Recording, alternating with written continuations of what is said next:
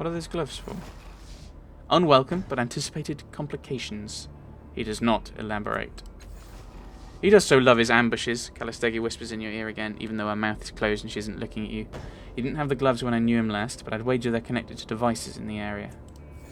So, the star. Have you seen it? What interests you about this star? How kind of you to ask, Quoro says, clapping his gloved hands together. So few people are interested in the tangled motivations of paid explorers. He spreads his arms as if holding the sky and continues, the world is littered with ruins and fascinating secrets. Trouble is, anyone can claim them. But when something falls from the sky, that's rarer, and a man can make his name off such a find.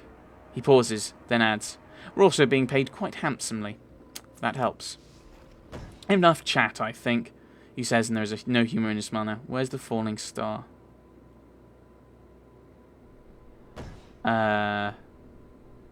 Let's be honest, I think. I filmed from the sky. There was no star. Silver Slide. I thought so. To reward your honesty, I should be honest in turn. You have two choices here. Both of them are dreadful. He holds up a finger. First option, you surrender to us and we convey you to our employer for, well, experimentation and dissection, frankly. It's not pretty, but there it is. He holds up a second finger. Second option, we kill you and the old man. Try not to kill Callistegi and bring your body to our employers anyway. He winks at Callistegi. Apologies, sweetness. Allergan whirls on Callistegi, his face tight with fury. You told him we were here, didn't you? You couldn't resist selling me out one more time. Are you really so paranoid? She sighs in exasperation. Darling, she says to Quoro, take your thugs and go home. Otherwise we'll have to rip you to pieces, and the world is already so untidy. Quoro clenches his gloved fist, and a soft whistle pierces the air. What do you say, Fallen Star? I don't want to go with you. I still have a tide is going up. Not much else. What a shame. Glance at companions. Now. At least it's proper turn-based.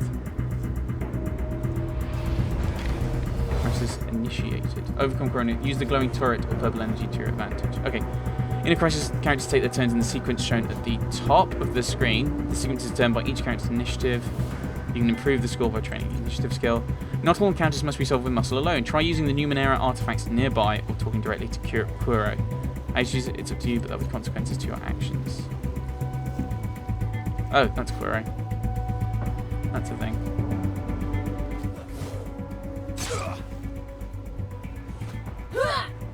Image blocker, so you're invisible.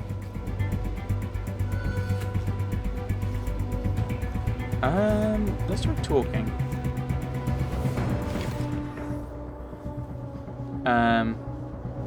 Take them down. We need that falling star. Yeah, remind me he's fighting a man who fell from the sky and survived. I'm using all my I'm using intelligence. I'm going to max this out to 100%, so it succeeds.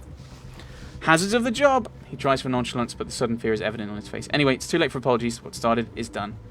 I'll never win Salamary's respect if I back down now, whatever the cost. Take them down quickly. Allergan's body is covered in strange, shifting tattoos. He can use the living tattoo's ability to pluck a strand of ink from himself, granting him the living tattoo's fettle. While the fettle is active, he gains increasing bonuses by chaining together similar actions, attacks, healing, other fettles. If he uses a different kind of action, he breaks the chain and loses the fettle. The ability does not use his move or his action, so he can activate and do something else. They never seem to run out. Let's go for inXile then.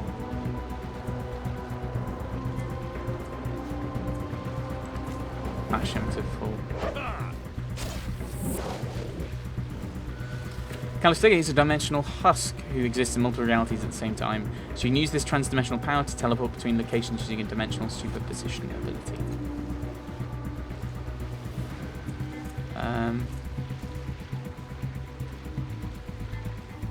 Active one round, 1 of 1 uses per remaining, consumes movement, okay. Waveforms collapse into a single reality.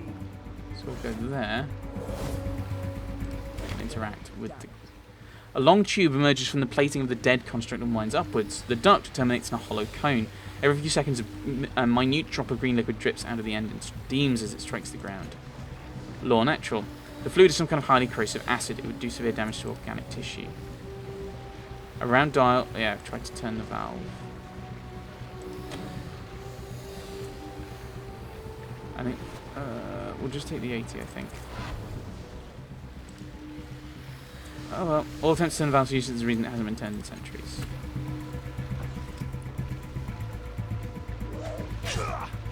I realised that yeah, okay, I think we're gonna die.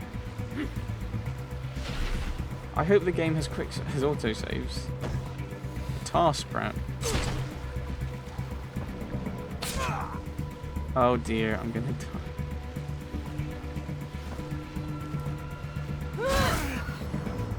I died! No!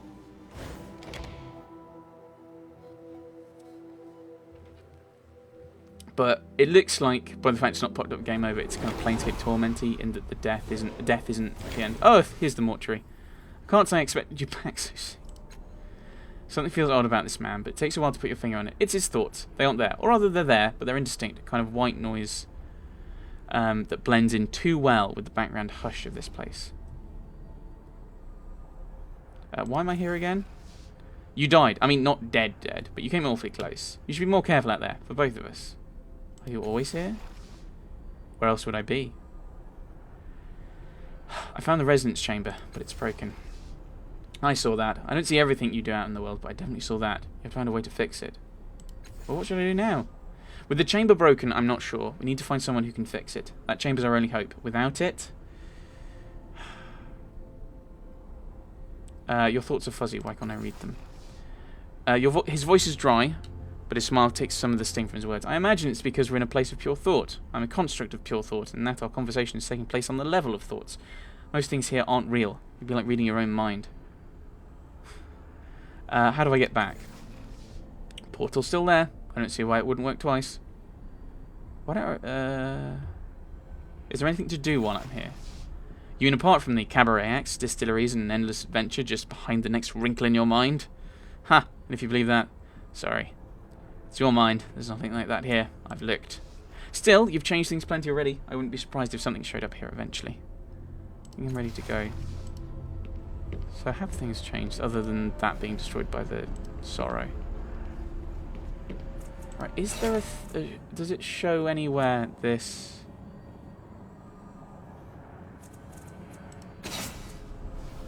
Okay, that's not helpful. I was hoping to see, like, the tides. Because is that... Because the way they talk... The way it seems to be coming up is... I'm wondering if that's basically, like, alignment. But I can't see anything like that. And where do we show up? Is it just before that battle again? The gold tie represents charity, sacrifice, empathy. Salameri, you float beneath a nauseous tide of darkness. Indistinct sounds drift by you like shining fish. Slowly, you rise towards consciousness, and the sounds string themselves together into words. A woman's voice, arch and scornful. Have you any idea who this is? Who you've hauled through the streets like a sack of grain? Quoro, look at the tattoo, for pity's sake. Does it mean nothing to you? He can't be, Quoro says after a moment. I saw him die. Salameri, I swear to you that I had no idea. Of course you didn't, the woman says. Reaching even the most obvious conclusion requires at least some degree of intelligence. I asked you to retrieve the falling star, whatever it was. Not assault a stranger, and especially not one who happened to be the changing god. I think I'll just get up. Quoro calls with a muttered curse as you rise, grimacing and unsteady. Come now, Adan. Alamari says, do shake it off. I don't believe for a second you're actually feeling your age. You struggle to focus on Salamari. Her arms are folded, and she is distinctly unamused. I suppose some apologies are in order, she says, glaring at you. I'll go first. If I had known you were the falling star, I would have given Quoro very different instructions. She raises an eyebrow. Now, it's your turn. I haven't seen you in 10 years. 10 years! I cannot begin to imagine what your excuse might be. An image flashes before you, unbidden. Salameri, 10 years younger, and asleep in bed beside you, her lips parted. She's dreaming and smiling. Our last night together was so incredible. What could possibly have driven him off? I'm not Adan. Is that the name? There's a name that they repeat quite frequently in Planescape Torment that you can pick. Is that a Darn? Maybe it is. I think, just be honest, I'm not a Darn. Indigo Tide. She blinks once, twice, smile blooms. You're a cast-off. She murmurs, studying you from head to foot with an appraising and somewhat proprietary eye. Remarkable. This is rather like visiting a house you once owned and seeing new tenants through the windows. I've met members of your little family before, of course, trailing around in that shadow, looking for clues or trying to repair the damage. Her smile is genuine and somewhat sad. Her eyes linger on yours, as if looking for any flash of recognition. I can help you if you like, but I need something from you first. That sounds interesting. Doesn't it? She says. Well, it's a bit of a long pitch, so do let me know when you're ready to talk it over.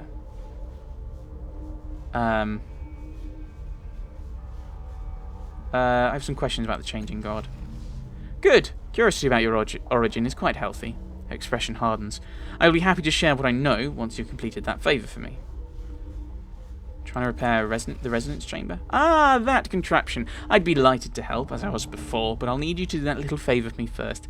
Enter the anechoic Lazarette and make it safe for me to resume my work there. She lowers her voice. If you seek assistance from the others in the Order, do be careful. I suspect one of them is an informant for the Memovera. Too many of our finds have been pillaged by her thugs.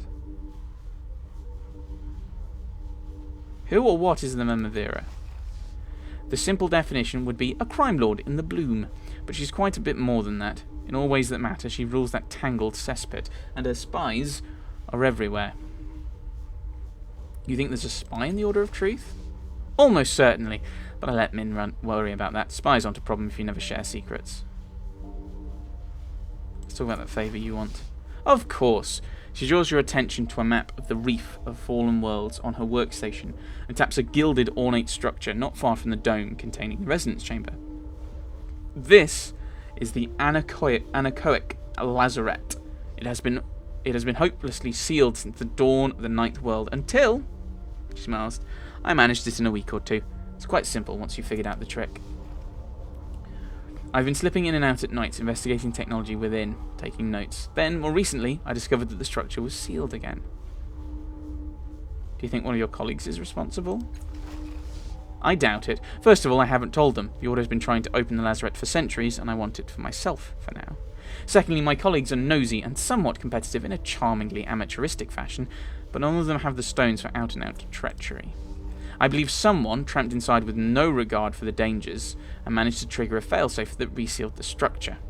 I need someone to reopen the Lazarette and handle whatever nonsense the trespassers have stirred up in their wake.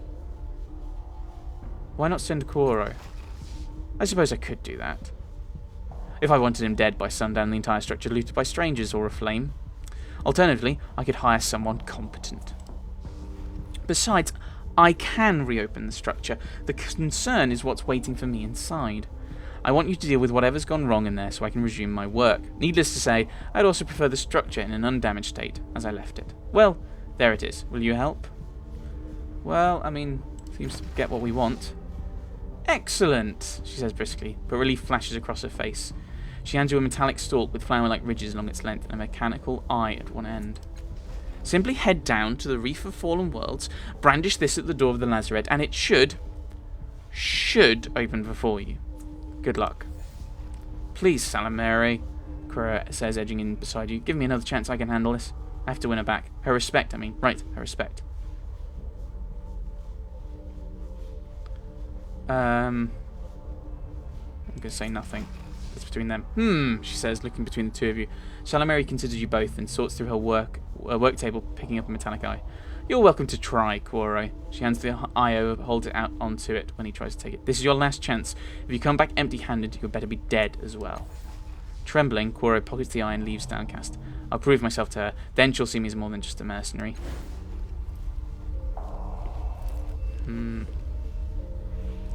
Awkward. You're sent to bring someone to your boss, and you find out that you have feelings for the boss you have feelings for, and you find out it's her ex. He's going to fail, of course. It's what he does best. I want to talk about the Lazarette. Oh, what is it? What should I know about the interior? Is it dangerous? It wasn't, but since I suspect someone or something got trapped inside, be careful and do try to avoid breaking anything. What is it? Blue tide raised. I'm not quite ready to issue definitive answers on that topic. I suspect it was once a place of healing, or quarantine, for machine intelligences. Even if I'm wrong, this is the find of many, many lifetimes. Few remnants of the prior worlds are ever so intact. Something else? What do you do here? I study the ruins and remnants of past worlds. When I have time, of course. These days, the Order spends more of its time helping the city than on its own research. Still labouring under lesser minds, dear, Callistege says, running the edge of her thumb along a nail. I've never understood how you put up with it. She's too smart for the Order. What disturbs me is she knows it, yet stays. It's quite simple, Salameri says with brittle humour. They pay. That helps a great deal. Will you be staying with us for a long time? To give her body so completely. What does she know? What is she really after? I think not, Callistege says, letting her hand fall. Busy times ahead, I'm afraid. The city. Of course. Where am I? Kuro hit you rather hard, didn't he? This is the Order of Truth. Government Square, top of Sega's Cliffs. Any of this sound familiar? I'm looking for the cult. These days, they're camped about the clock in Circus Minor. Could do with a place to sleep. Tranquility's Rest is a decent hostel. You might find a bed there. Failing that, I'm sure the cult would have you. Okay, farewell. Perhaps I'll see you again. Callistege pulls you away from Salameri. This was not how I pictured you arriving at the Order of Truth, to be clear. I had no part in Kuro's ambush, but I did prevail on him to allow me to accompany you here. Now that you've come, you may as well take full advantage of the situation and avail yourself of the knowledge here.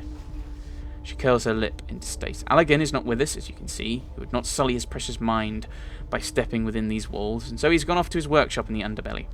I suggest you let him rot there. The words we spoke as we parted were unkind. His accusations of betrayal were the final pin atop an overloaded bridge. So you were, in a sense, the catalyst for our change.